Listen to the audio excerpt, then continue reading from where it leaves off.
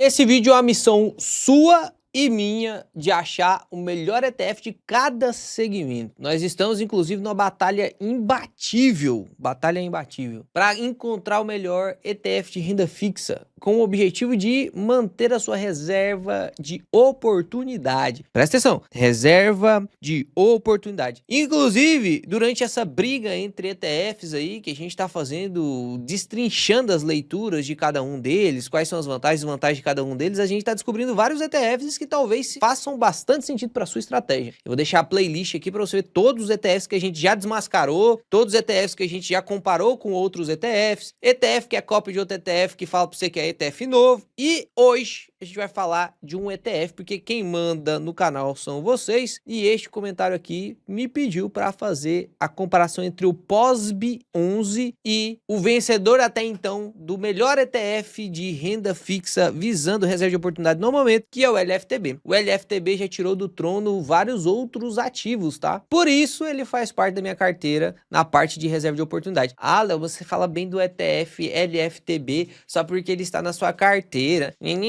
Não, meu amigo, é o contrário. Ele só está na minha carteira porque ele é bom. E aí eu vou falar bem mesmo, porque se ele é bom, eu vou falar bem dele e aí eu vou colocar na carteira. E você tem que tomar cuidado com isso mesmo, tá? Às vezes algumas pessoas vão falar bem de ativos que estão na carteira, ou porque não tem coragem de falar que errou, ou porque deve ter algum outro motivo aí que não convém aqui falar, né? Mas não sou patrocinado por nenhum desses ETFs que faço a análise, nem dos que estão perdendo, nem dos que estão ganhando. Só vou manter na minha carteira aquilo que faz sentido para a minha estratégia, que não necessariamente é a sua, mas vou te deixar aqui ciente de todas as vantagens e desvantagens de cada ETF que vocês quiserem. Então, o primeiro passo é você procurar também, assim como eu estou procurando, um ETF que desbanque o LFTB para a gente finalizar essa parte de ETF de renda fixa. Por enquanto, o LFTB tá batendo em todos. Vamos ver se o pós-BB vai ser o cara que vai desbancar o LFTB. E eu tenho uma notícia boa para vocês, hein? Será que essa série agora de tentar encontrar o ETF de renda fixa melhor vai encerrar? E aí a gente passa para os ETF de ação. Fato é que eu quero que você deixe aqui nos comentários um ETF que você queira que eu compare com o LFTB, tem que ser de renda fixa, né? Não vou comparar ETF de ação com o ETF de renda fixa. E qual outro ETF você acredita que faz sentido essas análises. Então vamos entender aqui. Eu abri tudo sobre o pós-BB. Tem um site chamado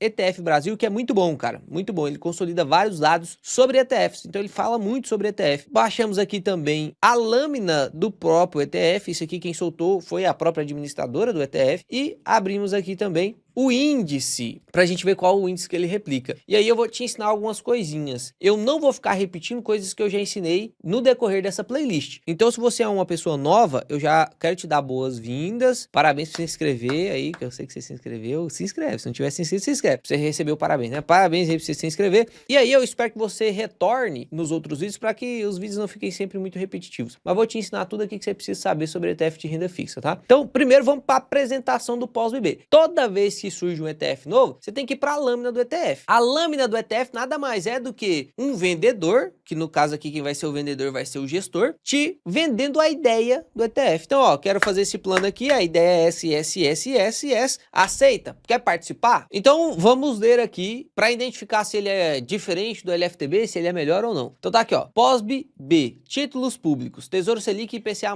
Então, aparentemente, já parece que teoricamente ele vai fazer o mesmo malemoleixo do LFTB, mesmo malemoleixo do AUPO, né, que foi basicamente a mesma coisa do LFTB, com um nome diferente. E aí a gente tem aqui então pós-fixados com medida certa para a proteção da inflação para sua reserva de oportunidade. Uma coisa que eu gostei pra caramba, e aqui eu tenho que parabenizar, é que eles não falaram assim, não, pode colocar sua reserva de emergência aqui, pode colocar, porque eu tive que gravar uns 2, 3 vídeos falando pra você, pô, esses ETFs, eles não servem pra reserva de emergência, reserva de emergência não é ETF de renda fixa, porque senão você vai ter que investir num só pós-fixado, e aí você vai se lascar com o imposto. O maior objetivo de criar um ETF de renda fixa é vantagem tributária, já vou te explicar o porquê. Então, se eu perco essa vantagem tributária, pra que eu vou criar um ETF de renda fixa? E o LFTS, que vinha só Selic, que era quem podia ser o lá da reserva de emergência, ele não entra na parte tributária. Na verdade, ele perde, tributariamente falando, vantagem contra a renda fixa normal. Então, reserva de emergência, meu amigo, se você escutassem, aqui ó, o ETF de renda fixa, que tem 15% de alíquota de imposto de renda, pode usar como reserva de emergência. Não pode. Já te expliquei na playlist. Se você quiser saber, você vai entender por quê. Inclusive, isso pode te chatear, tá? Isso pode te chatear, mas é a verdade, né? Aí você segue o que você quiser. Então aqui, primeira coisa que eu gostei pra caramba é que os caras falaram, pô, é pra reserva de oportunidade, não invente colocar sua reserva de emergência aqui. Fechado? Investidores em geral, que buscam retorno atrelado à taxa básica de juros e IPCA. Tá vendo que ele não tá tentando fingir que ele é só Selic? Não, tem IPCA aqui dentro também. Com alta liquidez e risco relativamente controlado. Alta liquidez. Será que tem alta liquidez mesmo? A gente vai ver isso, tá? Porque a liquidez é muito importante para reserva de oportunidade. Imagina você tá guardando dinheirinho para comprar Banco do Brasil a 18. E aí você vê o Banco do Brasil caindo e tal, e você tá lá no pós-BB, pós-BB, pós-BB, pós-BB. Aí eu vou deixar lá para quando cair para 18 eu comprar. Aí cai para 18. E aí você vai tentar vender o pós-BB, não consegue vender o pós-BB.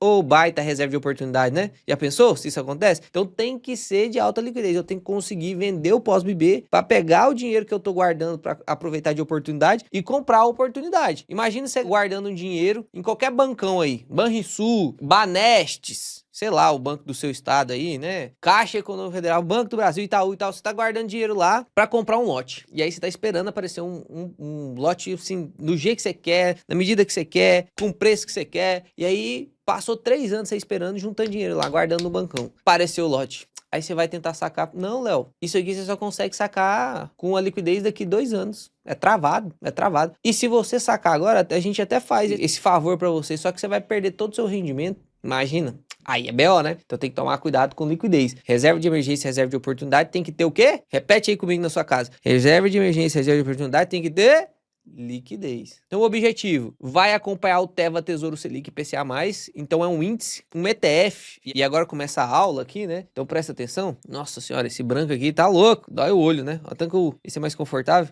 tá louco. Nossa senhora, fiquei até meio tonto aqui, velho. Então um ETF, hoje em dia, ele nada mais é do que um replicador de um índice. Então ele replica índices. Por exemplo, você pode pegar a sua carteira, se a sua carteira, eu vou pegar minha carteira, tem tais fundos imobiliários, tais ações, tais ETFs, sei lá, tais criptos, enfim, eu posso consolidar isso como se fosse uma estratégia e replicar essa estratégia automaticamente com um custo ultra baixo, colocar isso como se fosse um índice e criar um ETF disso. Kraken 11. Tá lá, ETF do Léo, o jeito que o Léo investe. Então aqui os índices são maneiras de investir, estratégias de investimento. Então aqui o índice que esse ETF chamado POSB-B11 replica, nada mais é do que o Teva Índice lá, né? A gente já vai chegar nessa parte desse Teva Índice para ver o que é esse Teva Índice. Por enquanto a gente só sabe o que é. Então ó, o ETF segue o retorno combinado com previsão de proteção à inflação, falando que investe em Tesouro Selic e IPCA+, e rebalanceamentos bimestrais. Diferenciais, vantagem tributária, 15% de imposto de renda sobre o ganho de capital, independente do prazo investido, não tem como cota e 0% de OF. Beleza. Aqui tem muita vantagem no ETF de renda fixa, tá? E é por isso que eu destinei vários vídeos para ETFs de renda fixa, que no caso o pós-BB se enquadra aí. Quais são as vantagens, Léo? Pô, imagina que você investiu no CDB ou na caixinha da Nubank lá, no porquinho do Banco Inter e tal. Você investiu no CDB lá que rende 100% de CDI, beleza? 100% de CDI. Até aí tudo bem, assegurado pelo FGC, tá tudo certo, você tá lá investido bem bonitinho. E aí você colocou lá, por exemplo, 100 mil reais, né? Porque você é esperto, FGC, colocou lá 100 mil reais. O K vem de 3 zeros, tá? Então 100 mil reais. Dito isso, rendeu lá em 6 meses, só um exemplo didático, tá? Em 6 meses, virou ali 106 mil reais. Percebe que agora, se eu for vender isso aqui antes dos 6 meses, ou seja, antes dos 180 dias, eu vou ter que pagar na tabela regressiva de imposto de renda, o editor vai até deixar aqui, né, pra não perder muito tempo escrevendo, 22,5. E aí, vai caindo essa alíquota. Depois dos 180 dias vai 20, depois dos 360 dias vai 17,5, e depois de 720 dias, que é 2 anos, vai 15%. Então percebe que eu só vou conseguir 15% de imposto de renda descontado aqui só depois de 2 anos, acima de 720 dias. Não dá 2 anos exatos, mas quase 2 anos, 720 dias. Só que no ETF, não. O ETF segue a regra dos ETFs. Então, apesar dele ser um ETF de renda fixa, ele segue a regra dos ETFs. Qual que é a regra dos ETFs? 15% de IR sobre o ganho de capital. Léo, o ganho de capital aqui foi 6 mil, certo? 6 mil, perfeito. Deixa eu apagar a bagunça. No exemplo 1 lá, ó, no CDB, o ganho de capital foi 6 mil. E eu vou ter que pagar, como foi menos de 180 dias, eu vou ter que pagar 22,5% de imposto. Vamos ver o quanto que eu vou ter que pagar de imposto? Ó, 6 mil vezes 22,5%. Olha lá, 1.350 de imposto. Nossa senhora, facada no peito, né, cara? Desses 6 mil aqui, eu vou ter que pagar 1.350 reais de imposto de renda. Vai ficar retido na fonte. Você nem sente o cheiro disso aqui. Você vai sacar lá os 106 mil, Aí você clica lá para resgatar o dinheiro, cai na sua conta 106 mil menos o 1.350, tá? Já vai cair líquido para você. Você não tem que pagar DARF nem nada, não, quando você investe no CDB. No ETF é diferente, Léo? Pô, no ETF, Léo, eu sei que quando eu vendo o IVV, eu tenho que pagar DARF. Então, muita gente deixou de investir em ETF de renda fixa, inclusive meu querido amigo Pedro, olha só pra você ver, o Pedro é um aluno que virou sócio, e ele não queria entrar no LFTB ou um ETF de renda fixa porque ele achava que ele tinha que pagar DARF. E aí, então, vamos pegar aqui o pós-BB, tá? Pós-BB que é o que a gente tá usando como exemplo. Se ele ganhou também, mesma coisa, tá? 100 mil investiu, e aí virou 106 mil, tá? Virou 106 mil, e agora ele quer vender em menos de 180 dias. Léo, é renda fixa, né? Tesouro direto. Tesouro Selic, IPCA+. Então, como é renda fixa, eu vou seguir a mesma alíquota? Não. É ETF, uma das vantagens, 15% de imposto. Pô, então eu vou pagar só 15% sobre os 6 mil de lucro. Vamos ver quanto que vai dar? Ó, 15% sobre 6 mil de lucro. Ó, 6 mil vezes 15%. Pô, vou pagar só 900. Nossa, olha que delícia. Olha isso aqui. Só 900 reais de imposto. Aqui, 1.350. Então, perceba, só por eu ter trocado o CDB pelo pós-BB, eu ganhei 450 reais. Só por poder trocar, 2 cliques. Eu troquei, porque eu paguei menos imposto. Se isso aqui fosse antes, inclusive em 30 dias, o CDB tem IOF. CDB tem IOF. Sabe o que é o IOF? É o Imposto sobre Operações Financeiras. E ele começa numa alíquotazinha bem baixinha de 96% do lucro. 96% do lucro de imposto? É. E como ele é menos de 30 dias, depois que cobra os 96% de imposto sobre o seu lucro no primeiro dia, ainda vai cobrar depois o restinho que sobrou, 22,5% de imposto de renda.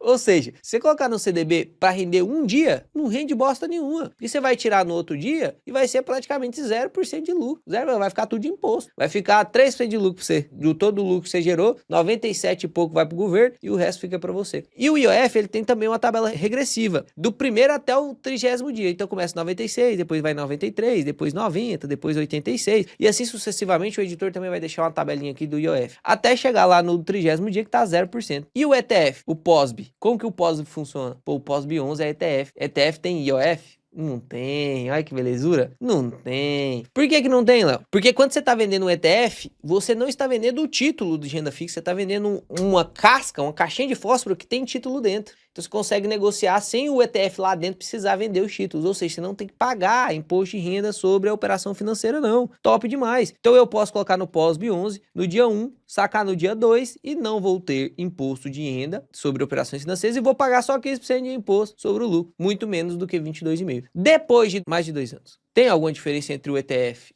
e o CDB? Mais de 2 anos, o CDB é 15%. ETF também. Mais de 2 anos, o IOF é 0%. Aqui já não tinha. Então, depois de 2 anos, basicamente o CDB e o pós-BB fica a mesma coisa. O LFTB, o AUP, fica a mesma coisa. Por quê? Porque as vantagens competitivas dos ETFs é justamente antes desses 2 anos. Depois disso, tem algumas outras vantagens de liquidez, tem algumas outras vantagens de facilidade na corretora, de você vender e já poder investir na mesma hora. Se tiver no CDB, você vai ter que liquidar. Se for liquidez diária, né? Você liquida e tem que mandar para a corretora e tal. Mas são vantagens assim que não justifica tanta coisa assim, tá? No CDB, você tem o limite do FGC, aqui você vai ter a segurança do título público, mas também poderia investir diretamente no título público. Aí para quem tem muita grana, uma vantagenzinha também o ETF tem para quem tem muita grana. No Tesouro Direto, o máximo que a gente pode aportar por CPF é 1 milhão, atualizaram para 2 agora, né, que estão precisando de dinheiro. Então mensalmente você só pode aportar 2 milhões no Tesouro Direto. Um cara que tem 100 milhões e quer aportar tudo em renda fixa, poderia comprar o pós-BB, porque o pós-BB não tem essa trava de 2 milhões por mês. Então são vantagens, né, para quem tem muita grana, para quem tem pouca grana, mas as principais vantagens,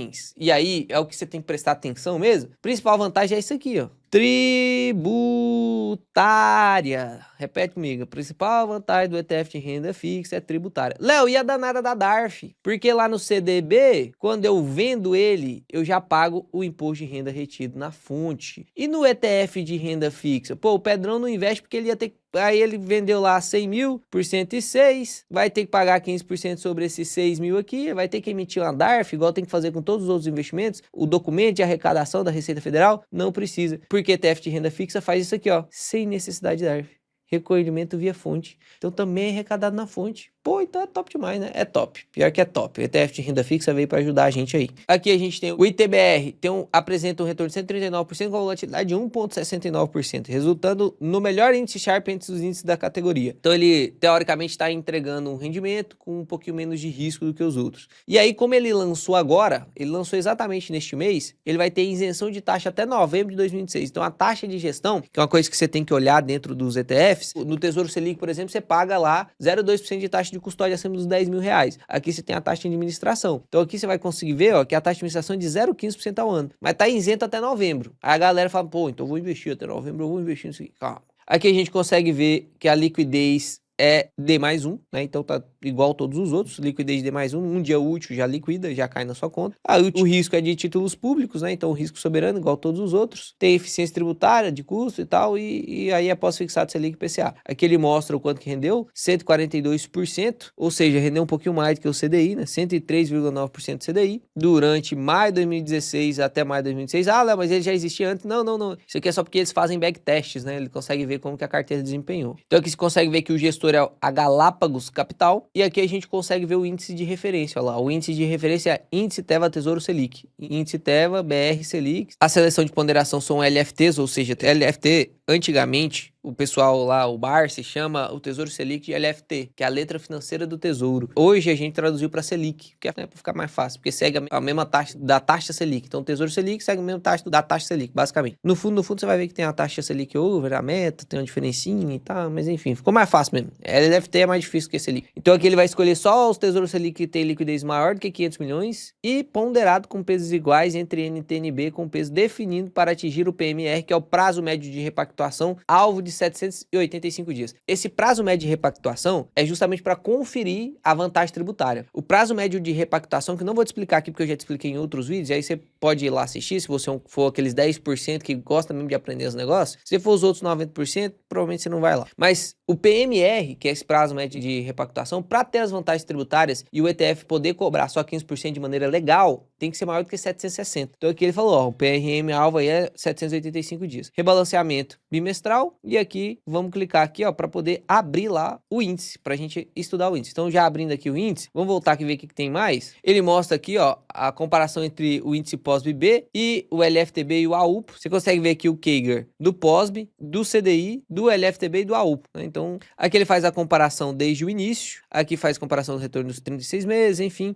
Então aqui você consegue ver, por exemplo, no ano de 2026, o retorno foi de 1,14, 103% CDI, enquanto o CDI rendeu 1,11, o LFTB rendeu 1,14, né, e o AUPO rendeu 1,12. Então aqui no ano de 2026, o LFTB e o POSB11 estavam rendendo a mesma coisa. Aí 24 meses, rendeu 25, o CDB rendeu 27, o LFTB rendeu 22 e o AUPO rendeu 25. E aí a gente lembra lá da duration, tem que estudar o que faz. Eu vou explicar um pouquinho aqui também no pós-BB. Aqui ele mostra a carteira, né? Mas eu vou te mostrar lá através do índice que fica melhor. E aqui, histórico de exposição no NTNB. Sempre está exposto em NTNB aqui. Às vezes aumenta um pouquinho a exposição, 10%. Às vezes diminui a exposição, ao mínimo de 8%. Mas a faixa é ficar entre 8% e 10%, tá? Essa é a faixa aqui desse índice. Então, olhando aqui agora o índice, ó. Teva oferece a solução eficiente de gestão por meio de uma carteira composta majoritariamente por LFTs, complementada por uma parcela reduzida de NTNB, que é o IPCA+, de prazo mais longo. Tem baixa volatilidade, diversificação eficiente, parará, tibum, né? Aí aqui ele mostra a exposição por vencimento. Então, vencimento de um ano tem 11% da carteira exposta, de 1 a 2 anos também, aqui também 11, 3 a 5, 34%, de 5 a 7, 22 e acima de 10, 8,96. Aí aqui a gente consegue ver a carteira. Percebe? Tudo que é LFT é Selic. Então, ó, tem Selic 2026, 5%. Selic 2027, 5%. 2027, 5%. 2031, 5, 5, 5. 28, 5. 31 mais 5 aqui, ó. 28, 5. 29,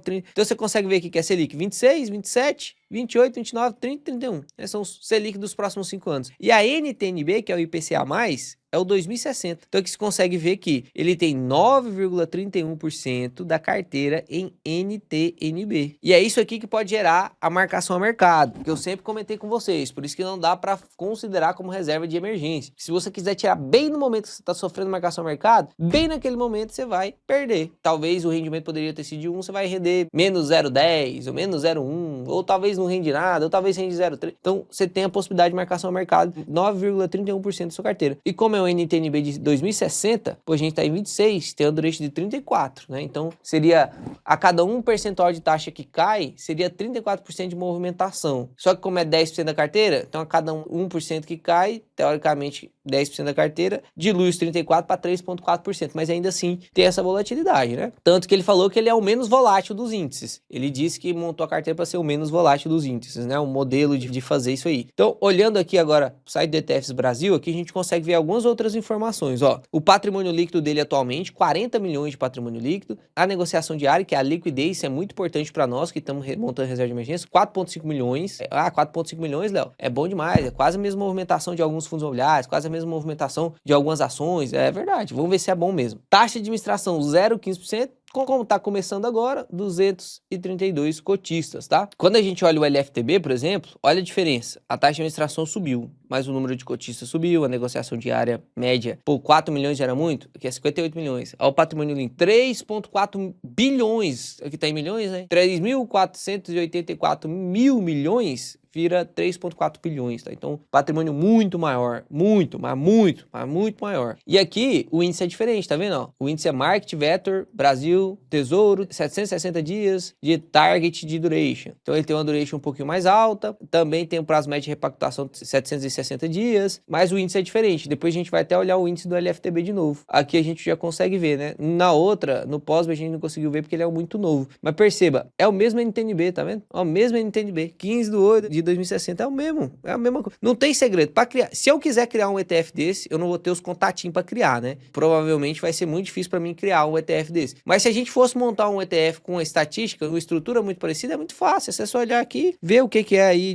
que tem que manter. Por que você acha que o pós-BB tem 9 e pouco? Por que o AUPO tem 9 e pouco? Por que o LFTB tem 9 e pouco de NTNB? Por causa do rebalanceamento, para ter os 760 dias de prazo médio de repactuação. Porque senão, o mínimo que pode ter, eles vão ter. O mínimo que pode ter, eles vão ter. Para poder ter menos marcação ao mercado, seguir mais o Selic, né? Mais o CDI e tal. Então é isso aí, né? Basicamente, o mesmo ETF, basicamente. O que muda, Léo? Na verdade, o que muda é que um índice, ele é revisto mensalmente, o outro é bimestralmente. Um tem um objetivo de ter uma volatilidade mais baixa, o outro tem um objetivo de ter uma duration e um prazo médio de repactuação muito próximo dos 760 dias. O outro tenta ter uma duration mais baixa possível, para ter menos volatilidade possível, mas o prazo médio de repactuação tem que ser 760 dias para cumprir a regra dos 15% de imposto. Se ele descumpre a regra do prazo médio de repactuação, ele vai ser tributado em 25% ao invés de 15%, fica muito desvantajoso. Então todos vão manter esse prazo médio de repactuação 760. Se algum não manter, é irresponsabilidade do gestor, é porque o gestor foi ruim mesmo, ou o índice ele é inefetivo. Mas basicamente todos vão tentar replicar o CDI. Então, já que todos vão tentar replicar o CDI, e eu estou investindo nesse negócio para poder ter a minha reserva de oportunidade, eu vou olhar a taxa de administração e depois eu vou olhar se tem liquidez ou não. Basicamente é isso. Então, olhando aqui o LFTB e o pós-BB, eu vou até adicionar o AUPO aqui também, né? Porque o AUPO também segue nessa mesma linha aí, basicamente. Na verdade, não tem assim como a gente reinventar. Se eu fosse criar um ETF disso, eu ia reinventar a roda? Não, é mais ou menos isso aqui mesmo. Posso mudar um detalhezinho específico do rebalanceamento do índice,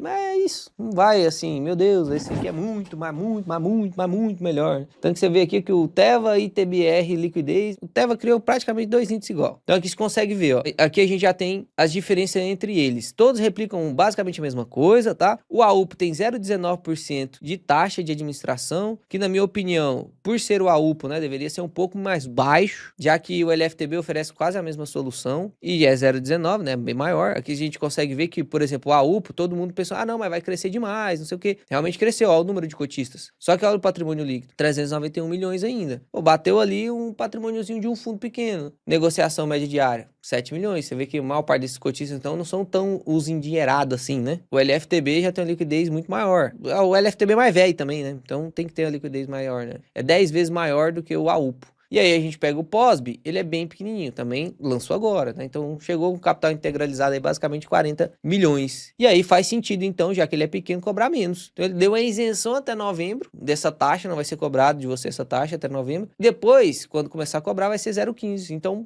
louvável, né? Então, louvável é só Jesus, né? Mas faz sentido, né? Respeitável, admirável. O cara, primeiro, abrir falando que é reserva de oportunidade, que não tem esse negócio de guardar em casa, bate toda a caixinha. Não, não é isso. Até porque o objetivo da caixinha é diferente. Se render 102% do que rendeu na caixinha, não ganhou da caixinha, porque a caixinha tem um objetivo e esses ETFs têm outro. Lembra que esse ETF em 5% a 10% do patrimônio dele vai ter marcação no mercado. Então, em alguns momentos você viu que tanto o POSB quanto o LFTB, eles perderam pro CDI, ó. Perderam pro CDI aqui, perderam pro CDI aqui. Então pode acontecer sim de perder do CDI. Quando a taxa sobe, vai perder do CDI. Quando a taxa cai, vai ganhar do CDI. Tá vendo? Então, nesse momento que a taxa tá alta, eu vou querer o que tem menos volatilidade ou o que tem mais? Nesse momento que a taxa tá alta, eu vou querer o que tem mais. Por isso que o LFTB é melhor, entendeu? Nesse momento. Quando a taxa estiver muito baixa, eu vou querer quem tem menos ou quem tem mais? Eu vou querer quem tem menos. E aí, eu até aconselho você assistir esse vídeo aqui que eu comparei com o B5P2+, que é um ETF também de renda fixa, só que usa o índice do IMAB, que aí é só IPCA. Legal também, hein? Então, a principal diferença é essa taxa aqui, tá? E a liquidez dos ativos. Aqui, considerando desde o nascimento, dia 19 de março até dia 16 de março, que a gente tem considerado o nascimento do POSB, né? Você consegue ver aqui que o LFTB ganhou de todos eles, né? O AUPA, um pouquinho de tempo ali ficou acima do LFTB, porque a taxa subiu, lembra que o IPCA subiu, e depois o LFTB com a taxa de correção de taxa já deu uma melhorada. Quando a gente puxa aqui, ó, desde a criação do AUPA, consegue ver que o AUPA às vezes vence do LFTB, o LFTB às vezes vence do AUPA, então, basicamente, já que é pros dois ficar igual, e no final, olha, o LFTB tá... É porque aqui também vai ser injusto eu falar que o LFTB tá ganhando do AUPA, porque aqui o AUPA ganhou. Então, você percebe que, basicamente, elas por elas, mesma coisa. Então eu vou preferir o que é maior, que tem mais liquidez, ou o que é menor, tem menos liquidez. Eu vou preferir, eu sou bobo. É porque talvez você nunca fez a experiência, porque você não teve a oportunidade ainda, mas quando você tiver a oportunidade, faz a experiência de movimentar uns 50 mil reais nesses ETFs. 50 mil reais, movimenta 50 mil reais na hora, assim, ó. Ah, a liquidez é de 4 milhões. É de 4 milhões, mas não é todo mundo que tá vendendo 4 milhões, não. A movimentação é de 4 milhões, mas não é todo mundo que tá querendo vender na hora que você tá querendo comprar 4 milhões, não. Então, desses 4 milhões, 20% é liquidez real. Ah, mas tem formador de mercado.